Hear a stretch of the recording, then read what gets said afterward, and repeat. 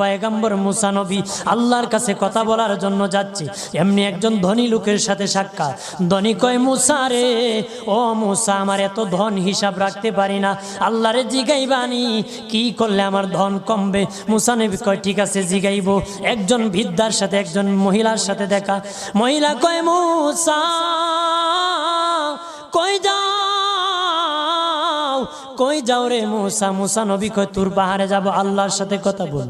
মুসা রে, আল্লাহরে জিগাইবানি, আমি গরিব মানুষ, আমি ভালো কিছু কিনতে পারি না, ছেলে মেয়েকে ভালো কিছু খাওয়াইতে পারি না, ভাঙ্গা গোর, এত গরিব, ভালো করে ঘর বানাইতে পারি না, আল্লাহরে জিগাইবানি কি করলে আমার উন্নতি হবে, ধনী হব, টাকা পয়সা হবে, আল্লাহরে জিগাইবানি।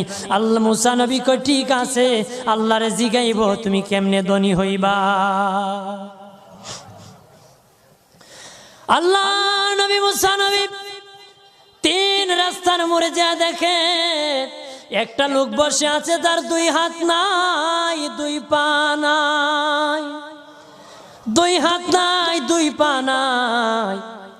ওই লোক ডাক দিয়া কয়, মুসা রে, জীবনে কোনোদিন নিজে হাঁটতে পারি নাই, নিজ হাতে খেতে পারি নাই, কেউ খাওয়াইলে খাই, নতুবা উপবাস থাকি, বৃষ্টি আসলে ভিজি, সেখানে আমি আবার শুকাই। ও মুসা, জীবনে কোনো কাজে দুনিয়ার লাগি নাই, আল্লাহরে জিগাইবানি কোন কারণে আমারে বানাইছে? আল্লাহ কয়, জিগাই মনে। মুসা নবী কয়, আল্লাহরে তোর পাহাড়ে মুসা নবী, মুসা ছিল কালিমুল্লাহ, কথা বলার প্রেম ছিল, কথা বলতো, কথা বলার প্রেম ছিল। কথা বলতে বলতে শেষ দিকে আল্লাহ গো, আসার সময় 3টা লোক আমার কাছে প্রশ্ন করেছে। একজন লোক হলো ধনী, কিভাবে তার ধন কমবে গো? আল্লাহ বলেন, মুসা রে,